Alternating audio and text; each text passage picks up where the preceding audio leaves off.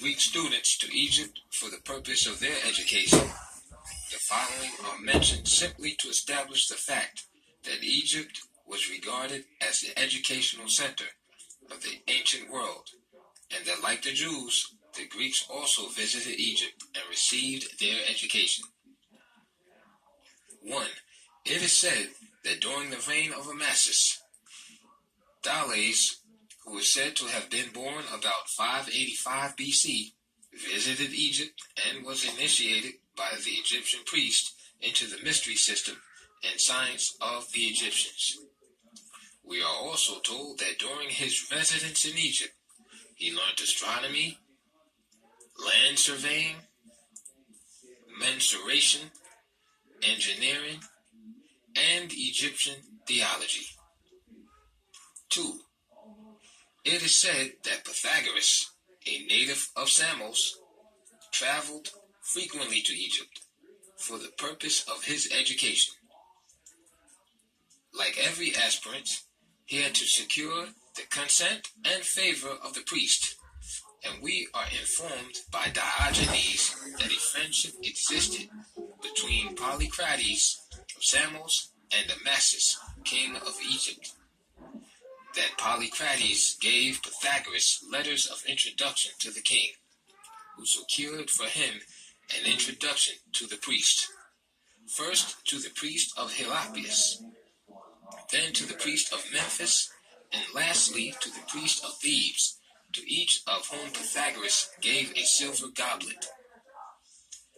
We are also further informed through Herodotus, Jablonsk, and Pliny that after severe trials, including circumcision, had been imposed upon him by the Egyptian priest, he was finally initiated into all their secrets.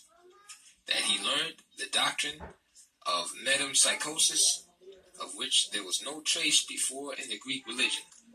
That his knowledge of medicine and strict system of dietetic rules distinguished him as a product of Egypt, where medicine had attained its highest perfection, and that his attainments in geometry corresponded with the ascertained fact that Egypt was the birthplace of that science.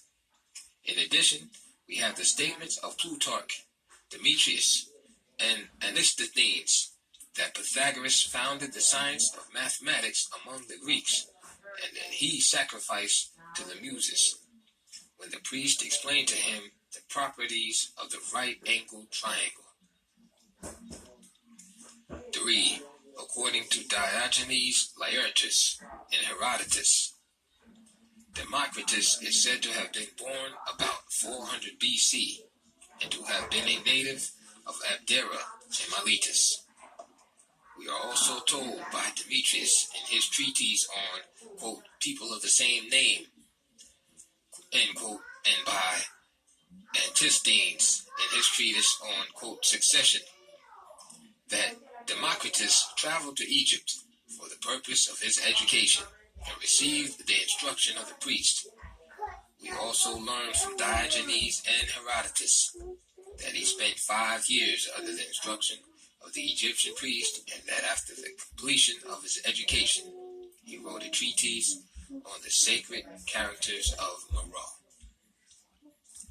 In this respect, we further learn from Origen that circumcision was compulsory and one of the necessary conditions of initiation to a knowledge of the hieroglyphics and sciences of the Egyptians, and it is obvious that Democritus, in order to obtain such knowledge, must have submitted also to that rite.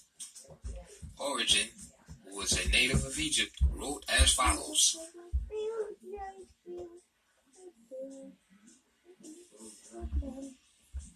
No one among the Egyptians either studied geometry or investigated the secrets of astronomy unless circumcision had been undertaken.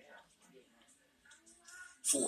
Concerning Plato's travels, we are told by Hermodorus that at the age of 28, Plato visited Euclid at Megara in company with other pupils of Socrates, and that for the next 10 years he visited Cyrene, Italy, and finally Egypt, where he received instruction from the Egyptian priests.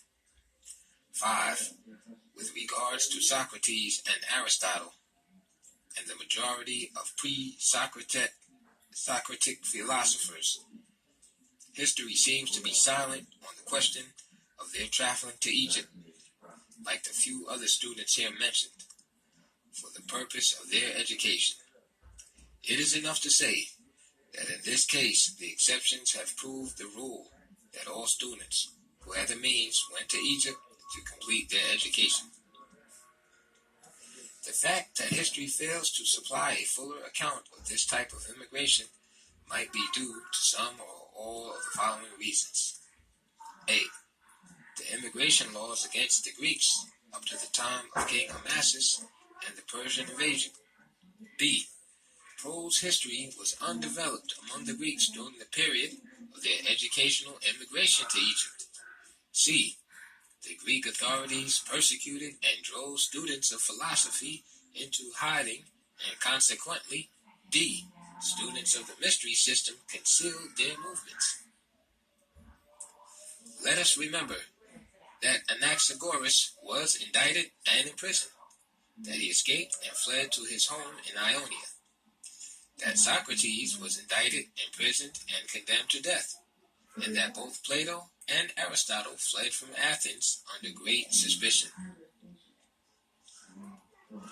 2. The effects of the conquest of Egypt by Alexander the Great. A. The Royal Library and Museum, together with temples and other libraries, are looted.